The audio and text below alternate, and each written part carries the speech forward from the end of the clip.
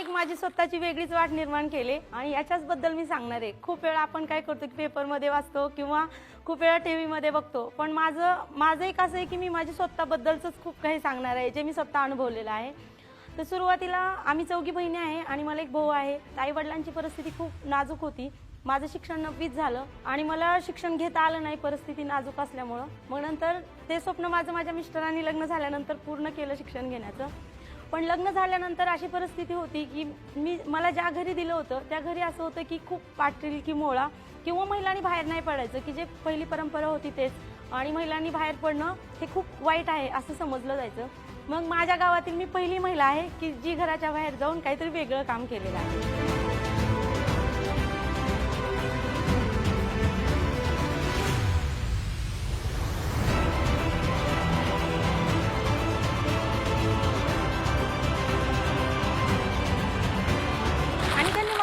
सपोर्टच केला नाही तर त्यांनी मला 5 तालुक्यापर्यंत घेऊन गेले। त्यावेळेस मी पहिल्यांदा माझा तालुका बघितला, कळंब तालुका, आणि तिथे पंचायत समितीला आमची पहिली मीटिंग झाली। त्या मीटिंगमध्ये आधुनिक स्त्री आणि पारंपरिक स्त्री हा गेम घेतला होता आणि त्यावेळेस मला लहानपणापासूनचा माझा म्हणजे जे आईवडिलांच्यातली परिस्थिती नाजूक होती तो जो होणारा त्रास होता तो एकदम मी रडले आणि तो बाहेर पडला की मला कळलं की म्हणजे खरंच स्वावलंबी झालं पाहिजे आणि आत्ताच्या स्त्रीसारखं जगलं पाहिजे जीवन, हे जीवन नकोय। आणि मी त्या दिवशी ठरवलं की मनात जे प्रत्येक महिलेच्या मनामध्ये घरात बसून एक जिद्द असते की मी विमानात उडलं पाहिजे, पण ती पूर्ण नाही करू शकत, ते फक्त तिच्या मनापुरतं विमान असतं आणि ते मला माझं पण स्वप्न बाहेर काढायचं होतं। मी माझ्या घरी आले त्या दिवशी मिस्टर मला म्हणले की उमा ठीक आहे तू हे करू शकते, पण एक प्रॉब्लेम आहे की हे जे प्रोडक्ट आहेत सोलारचे हे लोक घेऊ नाही शकणार ना, तू मार्केटिंग कशी करणार, त्याबद्दल गावात माहितीच नाहीये। मी त्यांना सांगितलं हे सगळं माझ्यावर सोडा आणि मी सुरुवात कुठून केली तर जिल्हा परिषद शाळेवर गेली आणि तिथल्या मुलांना सांगितलं की मी एक सोलरची एजन्सी घेणार आहे। ते सोलरचे प्रोडक्ट आहेत जे की आपल्याकडे खेडेगावामध्ये लोड सेटिंग असते आणि तुम्हाला संध्याकाळी लाईट गेल्यावर अभ्यासाला प्रॉब्लेम येतो किंवा तुम्ही अभ्यास करत असता केरोसिनचा दिवा जाळता तर तुम्हाला झोप नाही येणार।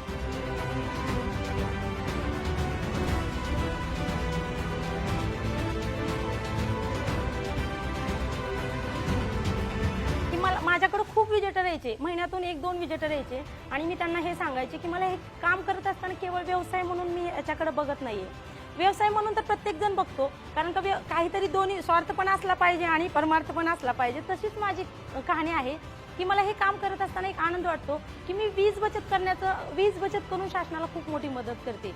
जर एका घरातून एका महिन्याला 4 युनिट जरी वाचले ना तर शासनाला किती मोठी मदत होईल। आणि अशा प्रमाणे माझ्या गावामध्ये मी माझं गाव हागणदारी मुक्त केलं। माझं गाव करूनच माझ्या परिसरातील सुद्धा काही गावामध्ये मी शौचालयावर काम केलं। हे काम झाल्यानंतर मी वेली म्हणून एक आमच्या संस्थेमध्ये प्रोजेक्ट आलेला की ज्याच्यामध्ये महिलांना व्यवसाय घडवायचं होतं आणि मला व्यवसायाचा अनुभव होता। त्यानंतर मी 2016ला माझं स्वतःचं साड्याचं दुकान पण चालू केलेलं। माझा स्वतःचा व्यवसाय आहे की जे 30,000पासून मी 1.5 लाखापर्यंत दुकानामध्ये हे केलं, वाढवत गेले। पण हे नॉलेज मी माझ्या एकटीपुरतं नाही ठेवलं, कारण का हा एकटीपुरतं ठेवलं तर उपयोग नव्हतं। मी इतरांना ट्रेनरच्या माध्यमातून मी महिलांना व्यावसायिकतेचं ट्रेनिंग दिलं आणि व्यावसायिकतेचं ट्रेनिंग देऊन मी आज माझ्या गावातील आणि बाहेरगावच्या महिलांना 250 महिलांना व्यावसायिक बनवण्याचं ट्रेनिंग दिले।